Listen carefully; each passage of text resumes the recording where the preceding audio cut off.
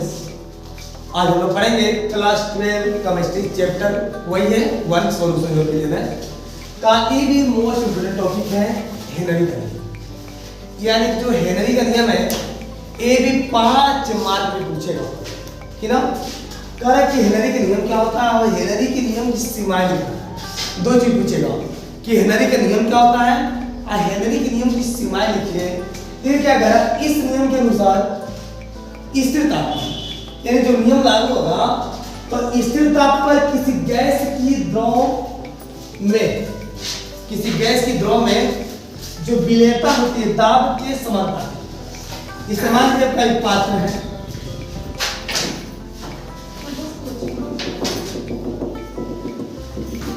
इस विलायक है, इसमें O2 ऑक्सीजन का समान है ना, ये O2 ऑक्सीजन है।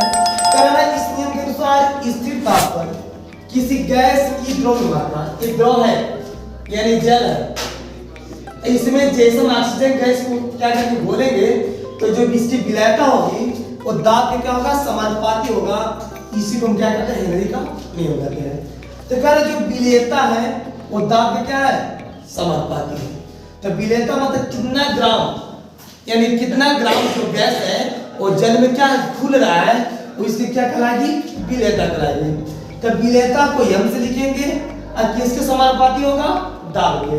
तो विलेयता समानुपाती दाब, विलेयता का यम है और दाब क्या है, पी है। तो यम समानुपाती क्या होगा, पी होगा। और जब हम समानुपाती का सिंबल हटाएंगे, तो किसी कांस्टेंट का प्रयोग करेंगे। देखिए समानुपाती सिंबल हटा दिया, कांस्टेंट क्या लगा दिया, k × h p, जो kh है वो क्या है, समानुपाती है। अब इसमें किसमें कन्वर्ट हो गया, बराबर में। तो जहां देखो यम बराबर क्या होगा, KHP, जहां यम क्या है, घुली हुई गैस की मात्रा, यानी जो जल है उसमें कितना गैस क्या घुला है वो यम को क्या करता है, शो कर रहा है। और जो KH है हमारा वो क्या है, हेनरी का नियतांक होगा, चाहे हेनरी स्थिरांक, अब P क्या है हमारा, दाब है। P क्या है, दाब है, प्रेशर है। अब क्या पूछेगा, हेनरी के नियम की सीमाएं क्या होती है। तो हेनरी के नियम की जो सीमाएं हैं ये क्या होता है, तनु विलयन पर लागू होता है।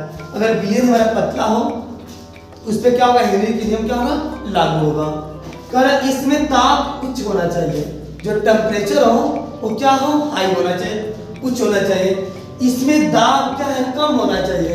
जो प्रेशर हो ऊपर जो दाब लग रहा है गैस का वो क्या होना चाहिए, कम होना चाहिए। फिर कर इसमें विलय की मात्रा विलायक में कम हो। जो चीज को हम जल में घोल रहे हैं वो विलायक से क्या हो, बहुत कम हो, तब हमारा हेनरी का नियम लागू होगा, अन्यथा हेनरी का नियम लागू नहीं होगा।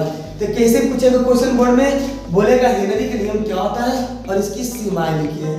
चाहे हेनरी के नियम के प्रकार डालिए और इसकी सीमाएं भी जरूर पूछेगा। चाहे राउल्ट का नियम हो सीमाएं से पूछता है, अच्छा हेनरी का नियम हो भी सीमाएं से पूछेगा, वो भी 5 नंबर पे। तो देखिएगा ये आपका बहुत ज्यादा इंपॉर्टेंट टॉपिक है, इसको 5 मार्क पे बोर्ड में पूछेगा, इसको देखना मत भूलिएगा।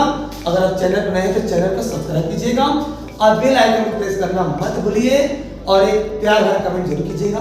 थैंक्स।